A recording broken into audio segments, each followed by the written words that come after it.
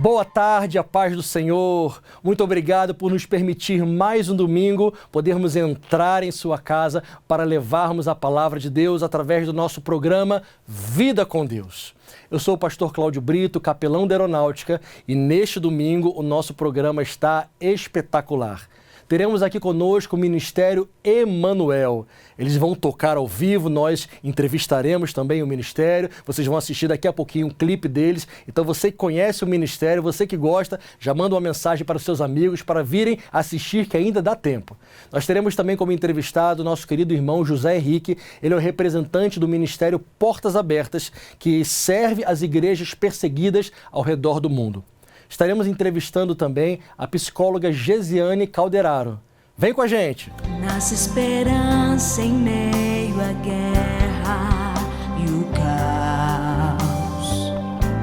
Eis que descerá uma nova terra e céus. Homens nunca mais terão medo. Coisas passadas se apagarão. E não haverá lágrima nem morte, Deus estará com eles.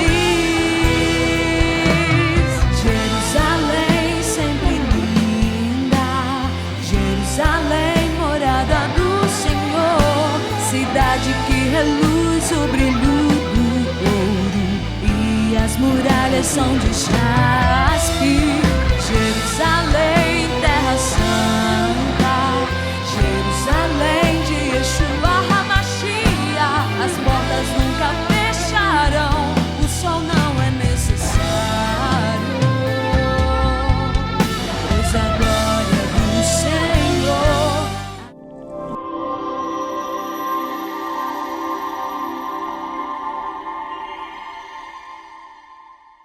Estamos aqui com a querida cantora Débora Oliveira, do Ministério Emanuel. Débora, é um prazer muito grande recebê-la aqui conosco, juntamente com todo o Ministério. Seja muito bem-vinda. Muito obrigada. Para a gente é um prazer enorme estar aqui. Muito obrigada pelo convite. Amém, muito obrigado. Vocês são uma bênção na minha vida e na vida de tantas pessoas. Eu lembro que ano passado vocês estiveram conosco lá na igreja, foi um mover de Deus. Uma muito bênção. Bom. Débora, fala um pouquinho sobre as músicas que vocês já gravaram, sobre os projetos futuros também do Ministério Emanuel. Olha, o Ministério Emanuel, ele é uma grande família, né? Eu sempre falo isso. E é uma grande honra para mim fazer parte dessa família. E o Senhor tem nos abençoado muito. A gente já fez gravações de algumas canções, gravações assim com projetos, né, de clipe, colocando aí nas redes sociais. O Senhor tem nos honrado com isso, através desses louvores, tem abençoado vidas. Muitas pessoas mandam mensagem, sentindo o impacto do Senhor, e nós sabemos que isso é para a glória dele.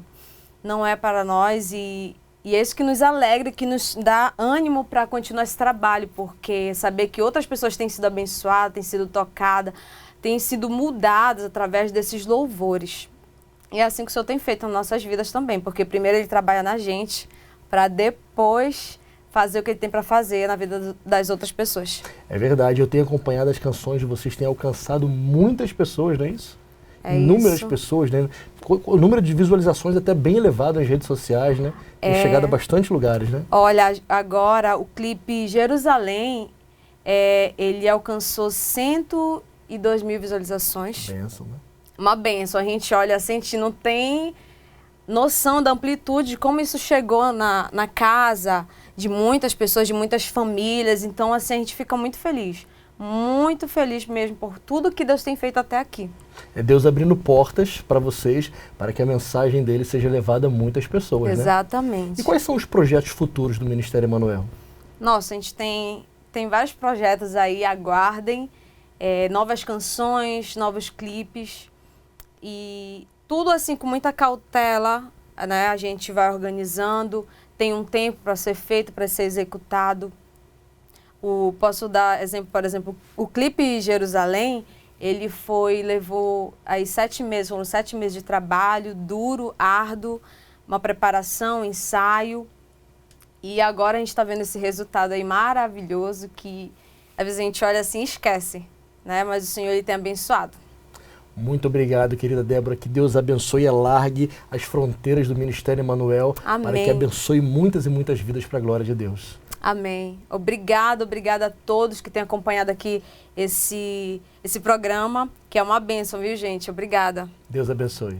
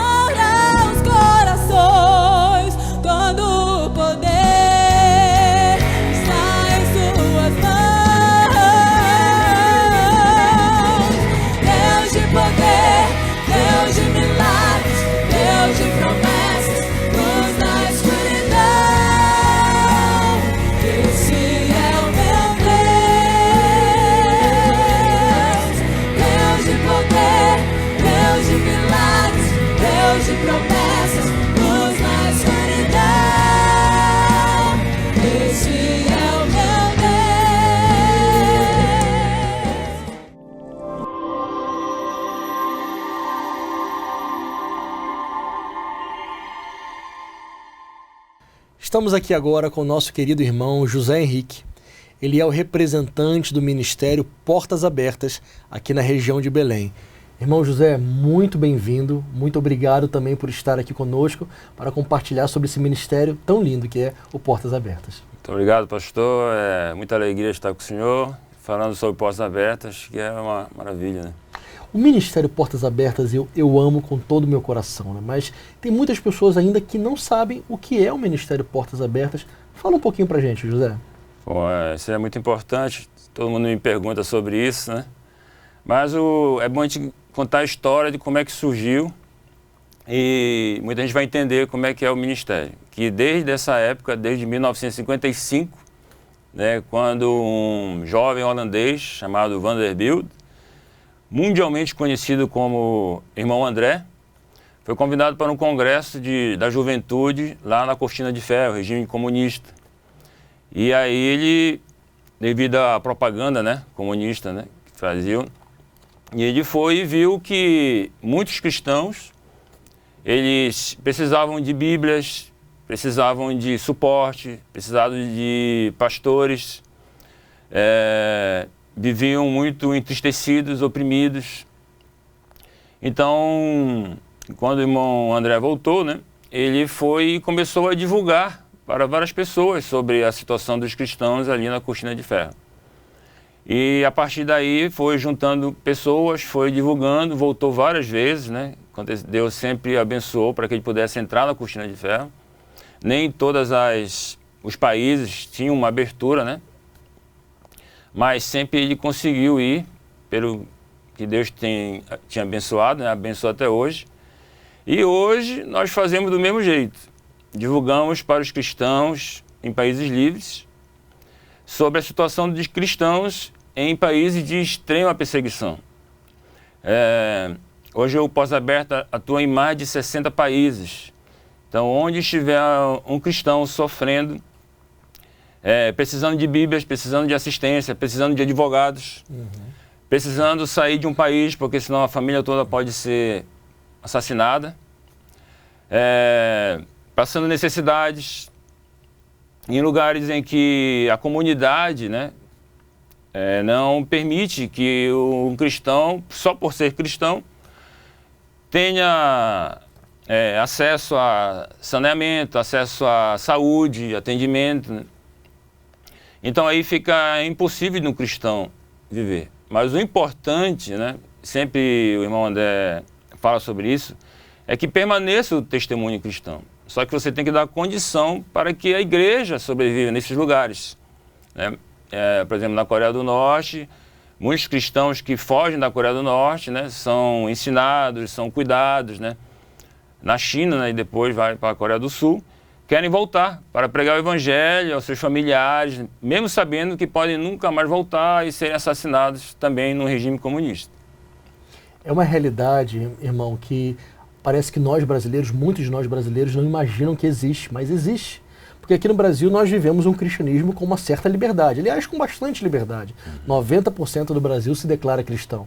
Mas todo ano a Portas Abertas faz aquele ranking de 50 países que mais perseguem os cristãos. Coreia do Norte está em primeiro lugar já há muitos anos já, né? E eu lembro de várias histórias, eu leio muito sobre isso, sobre cristãos perseguidos e como é a vida deles. Lembrei de uma cantora chamada Ellen Berhane, que foi presa por quase 2 anos dentro de um container na Eritreia, simplesmente por cantar músicas gospel. Então, tem muitos cristãos sendo perseguidos ao redor do mundo, né? Ellen Berhane foi um marco, hoje ela vive na Europa, né? E ela cantava e louvava dentro de, vamos dar a realidade, como é que é, dentro de container, uma área desértica, né? Uma área chamada subsaariana, em de manhã 50, 60 graus, e à noite, clima de deserto é 10 graus. E ela sempre louvava e, por exemplo, muitos guardas não entendiam na situação que ela estava, e diziam para ela, bastava que ela renunciasse a Cristo, que ela ia voltar, né? Ia voltar à sua vida normal, mas ela continuava lá, não negou a Cristo. Ela contagiou também as outras pessoas que estavam presas com ela, né? Por outros crimes, não somente por ser cristão, mas juntamente com outros cristãos, e orava. Então muitos não entendiam, né, esse amor por Jesus. E certa vez ela conseguiu fugir, o guarda que fugiu se converteu, aceitou Jesus, e ele foi esquartejado, né? Mas ela conseguiu fugir, né? Mas está com Jesus, graças a Deus. Então, na realidade, é isso mesmo. Muitos cristãos em países livres não têm ideia do que acontece em países somente por alguém ser cristão. Simplesmente pelo fato de ser cristão ou ter nascido numa comunidade cristã. É muito sério isso. E aí nós precisamos divulgar. Para quê? Para que as pessoas orem mais, se interessem mais. Tantas causas as pessoas lutam, né? A gente vê racismo, né? Ideologia, né? De gênero e tal. Pessoas lutam, né? Mas os cristãos precisam entender que com muito maior dificuldade um cristão vive em países de extrema perseguição religiosa. Só pelo fato de serem cristãos. E muitos cristãos ainda hoje no Brasil não sabem da realidade que acontece. Eu sempre digo assim, metade do mundo é verdade. Tem perseguição só por causa de uma pessoa ser cristã. Terrível, né? Empresta aqui, por gentileza, a revista. Eu quero aqui também divulgar a revista Portas Abertas. Nessa revista, ela é mensal, meu irmão? Ela é mensal? É uma revista mensal. Ela vem com informações tremendas, né, de campo. Ela vem com os testemunhos, que são importantes. Vem com motivo de oração diário. E também tem uma forma de você preencher uma ficha, né, que outra pessoa queira receber a revista Portas Abertas, também recebe. Então você que quiser conhecer mais sobre o ministério, entre no site Portas Abertas e faça parte dessa rede de ajuda e oração pela igreja perseguida. Irmão José, muito obrigado pela sua participação e por nos mostrar a realidade da igreja perseguida ao redor do mundo. Deus abençoe. Agradeço muito e eu quero pedir a todos os espectadores, né, que orem pela igreja perseguida, orem pelos países, entre no site portasabertas.org.br. Tem material diverso lá, tem vídeos, tem informações, tem a lista de classificação dos países, né? Qual o pior lugar para um cristão viver? Coreia do Norte, né? Muito tempo na primeira lista. E também lá você pode se cadastrar, pode receber essa revista, ela é R$40, paga só uma vez, né? Recebe durante um ano, Portas Abertas não pede dinheiro. Mas nós pedimos sempre oração. Ore pela igreja perseguida.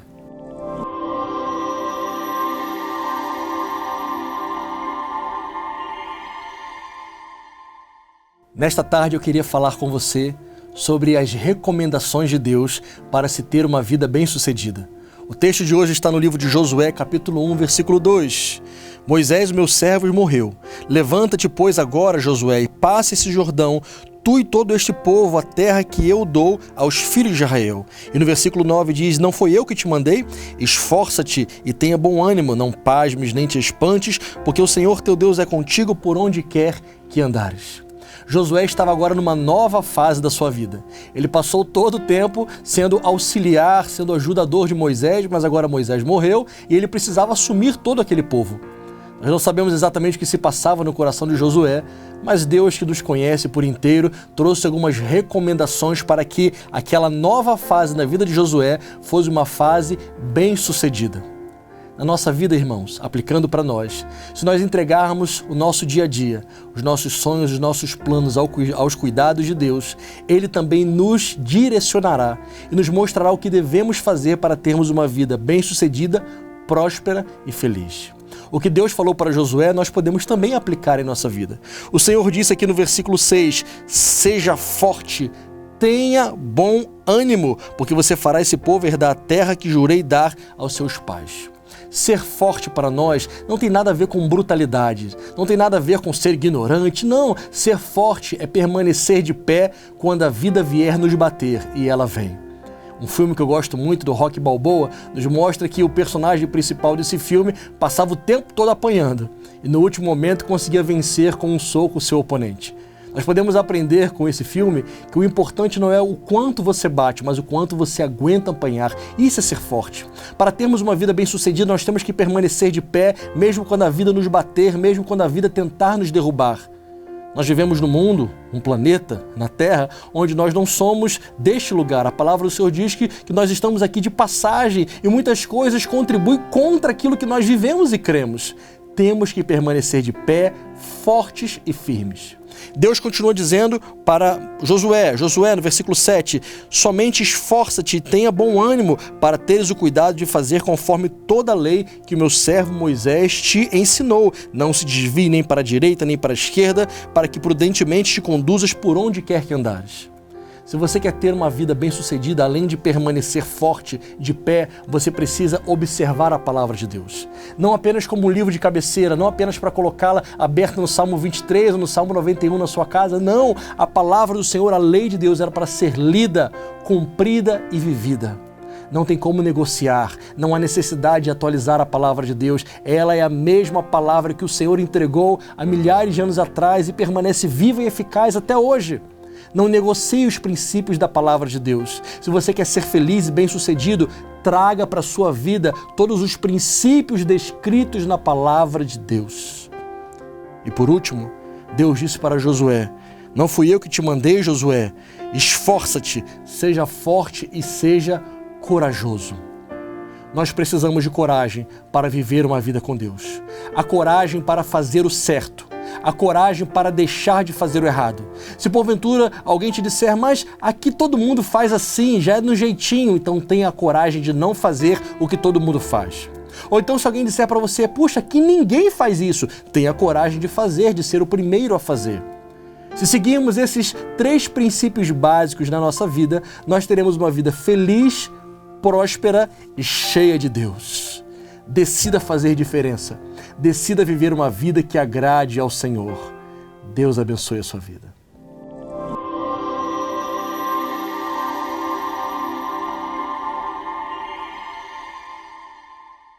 Queridos, nós estamos aqui agora com a psicóloga Gesiane Calderaro, minha amiga pessoal. Ela é tenente-coronel da reserva da Polícia Militar. Ela é mestre em psicologia clínica e doutora em história social. Querida Gesiane, bem-vinda. É um prazer para nós recebê-la aqui conosco. Para mim também é um prazer poder dividir mais esse tempo contigo de conversas, né? A gente tem sempre uma amizade muito boa e aí a gente acaba tendo um prazer quando revê amigos e pode conversar um pouquinho mais, né? Muito obrigado. A gente vai falar um pouquinho sobre as consequências que essa pandemia tem trazido também para as famílias. Além da consequência, obviamente, física, eu tive que fazer o funeral de alguns amigos. Tem sido um período muito terrível, difícil para todos nós. Mas há também uma outra consequência, que são as crianças, por exemplo, que ficam em casa, que mudou completamente a rotina do dia a dia, as mulheres também. Como é que tem sido essa questão das crianças especificamente? Cláudio, a pandemia, o coronavírus, né, Covid-19, ele trouxe uma série de problemas na movimentação no cotidiano de todas as populações, né? Entretanto, para a criança, para o adolescente, mesmo que ele não esteja incluído nos índices de morte, como tem nos idosos, a gente vai perceber que a criança teve um outro tipo de sofrimento. Todas as crianças, de alguma forma, foram afetadas, né? Muito especialmente pela reclusão dentro de casa, porque aquilo que fazia parte da vidinha delas, o lúdico, a diversão, o prazer de brincar e tal, houve restrição, e aí elas foram reclusas, ficaram muito mais agasalhadas dentro de casa, e um nível de ansiedade, de sofrimento começou a aparecer. A gente encontra crianças que estão desenvolvendo muita ansiedade, muita irritabilidade, algumas crianças que estão com problemas de concentração, aquelas que estão tendo aulas online ainda, né? E a gente vê que destoa do padrão comportamental que aquela criança antes apresentava. E aí, como isso aconteceu? Porque a criança não é blindada e, naturalmente, aquilo que está no contexto envolvendo de sofrimento para a família, aquela criança também acaba capturando, né, todas essas informações, como que tem algo estranho acontecendo. Como nem sempre a criança sabe nomear ou dizer o seu sofrimento, ela manifesta no corpo, né, no comportamento, né? E é interessante a gente ver que a família, por mais que seja uma família dotada de informações sobre como lidar com aquela criança, existem famílias que não têm essa informação. É verdade. Quando a gente fala de infância, de criança, a gente vai ver que tem uma série de especificidades. A criança de rua, a criança venezuelana imigrante, né? A criança ribeirinha, a criança de uma escola particular, a criança de uma família de classe média ou de classe baixa. Existem crianças que a família está abrigada em um único cômodo, com paredes coladas e com uma condição de habitabilidade precária, sem saneamento, sem quintal. Então, essa criança provavelmente é uma criança que a sua limitação de espaço físico ficou muito maior. E essa limitação de espaço físico implica na ludicidade, no prazer dela, nas brincadeiras. Tudo isso muito restrito, ela internaliza sofrimentos, dificuldades, e aí o emocional demonstra que não está bem, né? Que desafio imenso. Eu estava lendo também que essa questão de deixar as pessoas mais em casa, ela trouxe alguns outros problemas também. Por exemplo, no caso das mulheres, eu li que estava acontecendo, aumentou o número de mulheres que apanham do marido, enfim, até de crianças abusadas também. Tem acontecido bastante também isso, né? É um fato desafiador. Essa estatística, ela nos choca a todos. E é desafiador para todos os nós que trabalhamos com emocional, com psicoemocional. Por quê? Você está certíssimo, a criança dentro de casa, nem sempre aquela casa é um lugar seguro para ela. Às vezes, naquela casa, é lá que ela se confronta diariamente com o seu abusador. É lá um padrasto, às vezes um primo, às vezes o próprio pai. Então, o desafio é lidar com essa condição de estar reclusa num ambiente que é ameaçador, o psiquismo que é hostil, ao mesmo tempo disfarçado de lugar seguro.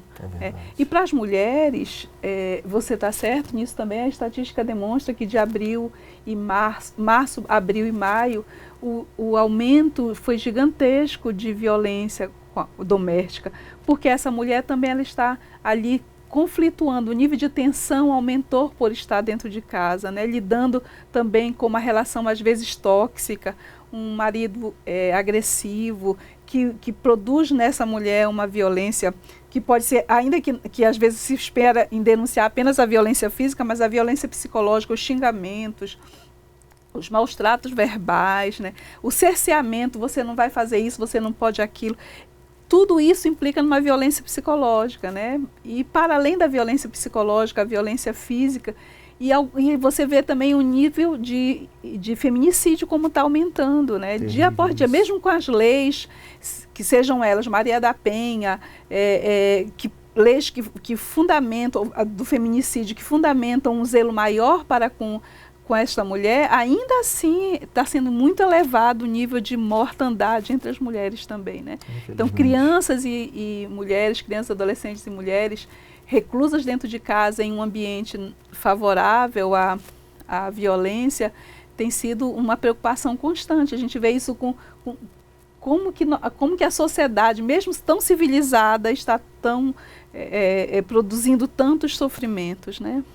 Doutora, de repente, tenhamos alguém que está nos assistindo que esteja passando por uma situação como essa, ou uma criança, ou uma mulher, como elas podem recorrer à ajuda? Em Belém, nós temos, no Pará, nós temos vários grupos de apoio. A rede de apoio de combate à violência, ela chega a ser bem relevante. Desde a Assembleia Paraense, a Assembleia Legislativa, a ALEPA tem um grupo de mulheres que trabalha no combate à violência doméstica. Mas nós temos isso também nas universidades e temos um programa gratuito que é o Para a Paz, que trabalha com crianças que sofrem abusamento, a própria DEAN, que é a Delegacia de Atendimento à Mulher. O certo é que, em havendo um nível de sofrimento, de violência, de abuso, qualquer que seja ele, seja verbal, a violência seja física, é importante buscar ajuda. Eu penso que a mulher, ela tem construtos emocionais que dão conta dessa posição de desafiadora muito boa para ela falar. Agora, quando se trata de criança, que o silêncio impera, que a criança não tem comunicação, não pode ligar, eu acho que aí o vizinho, alguém que esteja vendo o nível de sofrimento tem que tomar a frente e fazer a denúncia. E aí, no caso, o 180 ou o 181 também recebem, ou mesmo o 190 da Polícia Militar, ele acaba sendo o canal aberto para qualquer tipo de denúncia. O certo é que a mulher não pode ficar sozinha com seu sofrimento. Com certeza. Ela tem que tomar uma iniciativa. E a criança, se você sabe de alguma situação que permite você entender que aquela criança não está sendo devidamente tratada com dignidade, nos seus direitos de saúde, educação, vida prazerosa, se você observar alguma coisa nesse sentido, é importante fazer a denúncia, não se calar. Isso, então busque ajuda, denuncie, ajude alguém que esteja precisando. Doutora, muito obrigada pela sua participação maravilhosa, é sempre um prazer ouvi-la falar. Obrigada, Cláudio, é muito bom também ser útil. E aí o teu programa Vida com Deus alcança um número grande de pessoas, a amplitude do teu programa pode de repente trazer a luz para uma pessoa que está precisando. Obrigada Amém. Por esse privilégio e boa sorte com tudo aquilo que você fizer. Amém, muito obrigado. Through you, I can do anything. I can do all things. 'Cause it's you who gives me strength. Nothing is impossible. Through you, blind eyes are open. Strongholds are broken. I am living by faith. Nothing is impossible.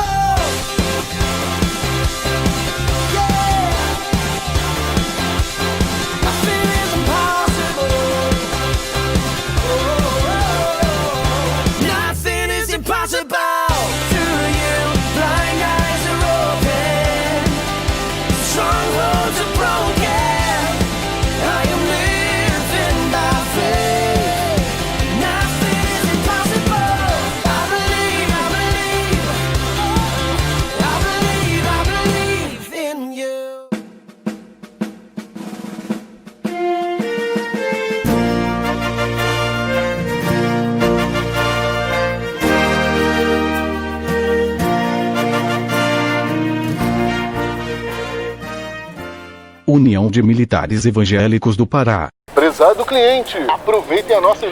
Amor, nem precisa pensar. Leite, vai de Piracanjuba. Pode levar. É nutritivo e gostoso. Zero lactose. Olha a Piracanjuba aí. Leva que eu assino embaixo. Tá levando, vem cá comigo. Eita, que vai ter festa. Tá levando leite condensado? Aproveita e leva o creme de leite, porque essa dupla é um sucesso. Me empolguei. Pra minha família tem que ser Piracanjuba. Não tem igual. Na nasce esperança em meio à guerra e o caos. Eis que descerá uma nova terra e céus. Homens nunca mais terão medo. Coisas passadas se apagarão e não haverá lágrima nem morte. Deus estará com eles. Jerusalém sempre linda, Jerusalém, morada do Senhor, cidade que reluz o brilho do ouro e as muralhas são de jaspe. Jerusalém, terra santa, Jerusalém de Yeshua HaMashiach, as portas nunca fecharão, o sol não é necessário, pois a glória do Senhor a iluminará. Jerusalém sempre linda, Jerusalém, morada do Senhor, cidade que reluz o brilho do ouro e as muralhas são de jaspe. Jerusalém, terra santa, Jerusalém de Yeshua HaMashiach, as portas nunca fecharão, o sol não é necessário, pois a glória do Senhor a iluminará.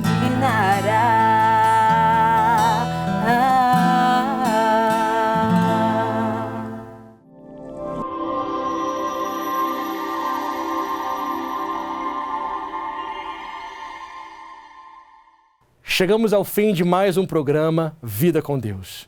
Muito obrigado por ter permanecido conosco e se você quiser compartilhar esse programa com seus amigos, nós temos uma página no Facebook e um canal no YouTube onde os nossos programas também são exibidos lá. Então você pode compartilhar com todos os seus amigos. Muito obrigado por ter permanecido conosco. Eu queria, antes de encerrarmos, fazermos uma oração para abençoar a sua vida e a vida de sua família. Senhor Deus, muito obrigado por cada irmão, cada irmã que pôde assistir esse programa. Que a Tua palavra, Senhor, possa encontrar espaço em cada coração para produzir a mudança necessária para que nos aproximemos mais de Ti e que sejamos semelhantes a Cristo, que eu creio que é o objetivo maior da nossa vida. Abençoa-nos, Senhor, e dê-nos uma semana de paz e tranquilidade. Em nome de Jesus. Amém. Até semana que vem. Deus abençoe.